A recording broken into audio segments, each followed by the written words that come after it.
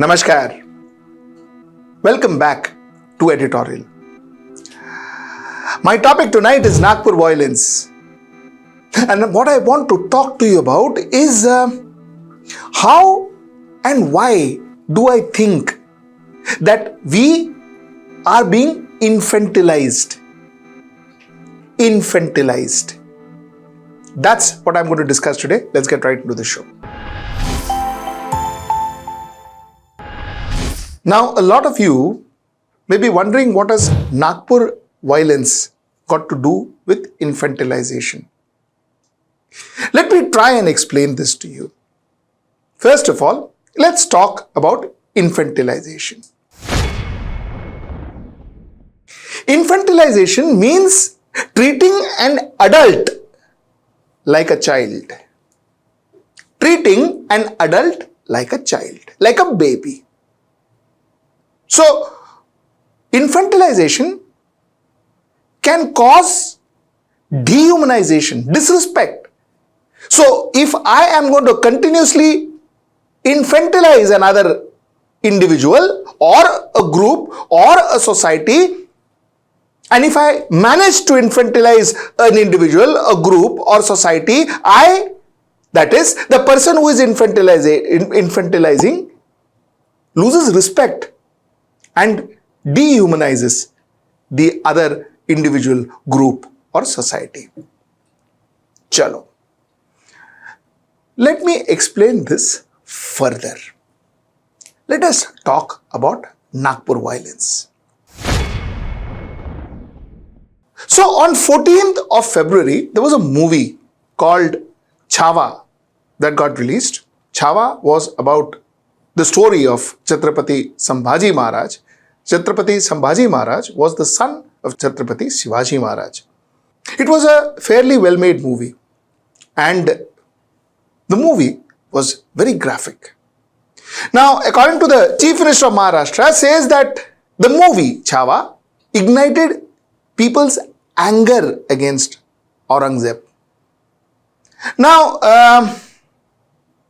as a lot of us know that Aurangzeb killed Chhatrapati Sambhaji Maharaj, and it is very natural for people to feel angry when they see somebody from their own community, from their own country, from their own state.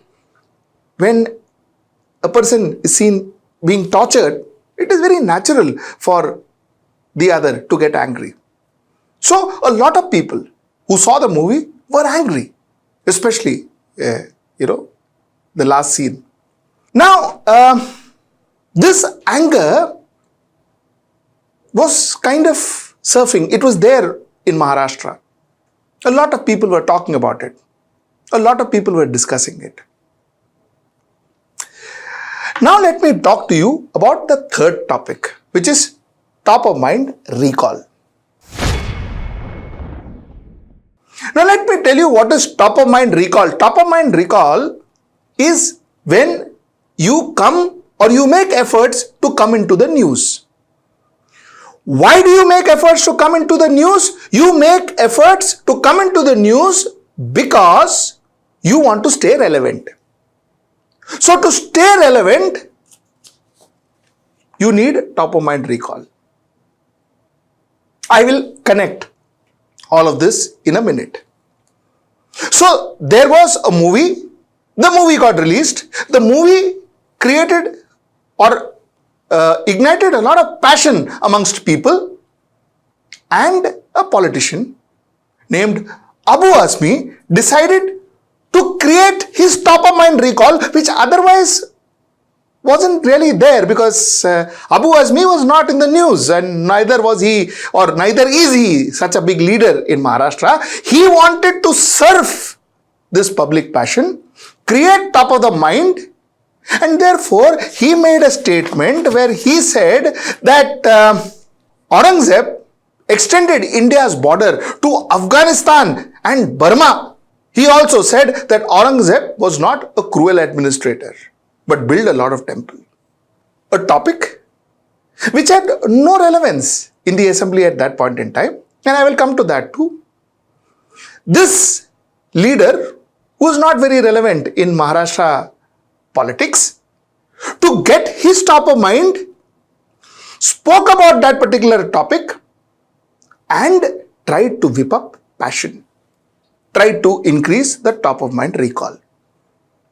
Now let me tell you, in communication, if you are part of the crowd, then you may not be heard. But if you are against the crowd, then you will be immediately noticed. You see, the passion was against Aurangzeb. The passion in Maharashtra was against Aurangzeb. And came this leader who was irrelevant, who spoke for Aurangzeb so that his top of mind recall happens. Are we clear on this? Fair enough. Let's go to the next step.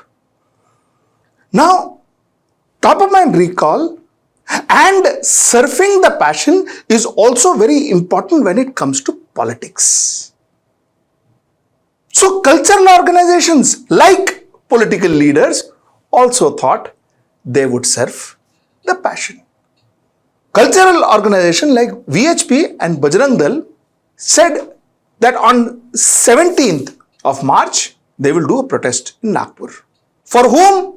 For this man, this Mughal king, 17th century Mughal king, whose tomb is in Kuladabad in Chhatrapati Sambhaji Nagar.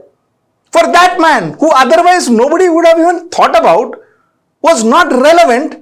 Do you know Kuladabad in Chhatrapati Sambhaji Nagar? Do you know about it? Did you know that the tomb was in Kuladabad in Chhatrapati Sambhaji Nagar? Did you know that? No. But this particular cultural organization, because they had to surf the emotions that the movie had created, the anti-Aurangzeb emotion, said that listen, we are going to protest. 17th, Monday.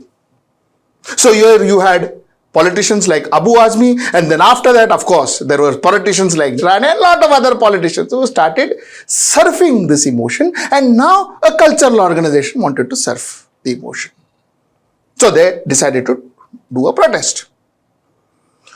On 17th night, there was this guy called Fahim Khan who started distributing videos. In fact, Fahim Khan edited, circulated videos of the protest against Aurangzeb, and due to which the riots spread. He also glorified the violent videos. This is what Cyber Cell's Deputy Commissioner of Police told ANI. So there is this cultural group who protested, and another guy, and another whatever, influencer, leader, wannabe politician, Fahim Khan, created videos that actually spread fake news about a green cloth with Quranic verses written, burnt and all that, which never actually happened according to the police. He started spreading such news.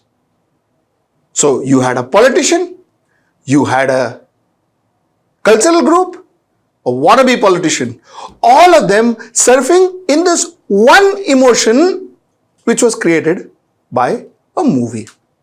All of them trying to stay relevant, all of them trying to create top of mind recall. These videos caused the riots, according to the police. These videos caused the riots. And the riots hurt 33 policemen and officers. The riots hurt 5 citizens, out of which I was told one person was in the ICU. The riots ensured that people went and burned vehicles, public property, etc. Why? Because few politicians, few cultural organizations, few wannabe leaders wanted you to get angry and riot. And we as a society actually did what they wanted us to do so that we create their top of mind recall. Now are you getting it? So they infantilized us as a society. And we very easily took their bait and did what they wanted us to do, like a baby. Like a baby, when that baby is hungry, the mother shows a doll to the baby and gives the doll to that baby. The baby takes the doll, plays for it, and the mother here, in this case, rushes and by the time she cooks the food, the baby forgets about the hunger and plays with the doll. This infantilization is exactly what happened. Our attentions were diverted from the real issue. Some people made their top of mind recall and we were busy writing. We were busy manifesting our emotions. Infantilization. Let me tell you something. You know what are the issues that Maharashtra is currently facing? I'll tell you what the issues Maharashtra is currently facing. Maharashtra's debt burden is set to soar to 9.32 lakh crores. 9.32 lakh crores. Our unemployment in the state was at 15% in 2022. That's the last data I have. That's unemployment. 9.32 lakh debt. You see, our per capita income is lesser than Tamil Nadu, it is lesser than Karnataka, it is lesser than Gujarat, it is lesser than Telangana, and Maharashtra is supposed to be the most industrialized state. These are real issues. These are the questions that should have been asked in that assembly, and that assembly was made into a circus by people like Abu Azmi. And of course, the other politicians, especially the ruling government, ensured that the entire debate from 9.32 lakh crores of debt got diverted to Aurangzeb, 17th century Mughal king. Let me give you some more figures, facts and figures. Do you know that from 2015 to 2019, over 12,600 farmers committed suicide? By 2023, around 7 farmers were dying every day. You know why? Because there was no water. You know why? Because their crops failed. You know why? Because they couldn't fend their family. This is a fact. If you have been watching my editorial, I'm sure you would know a lot of these figures which I have spoken about before.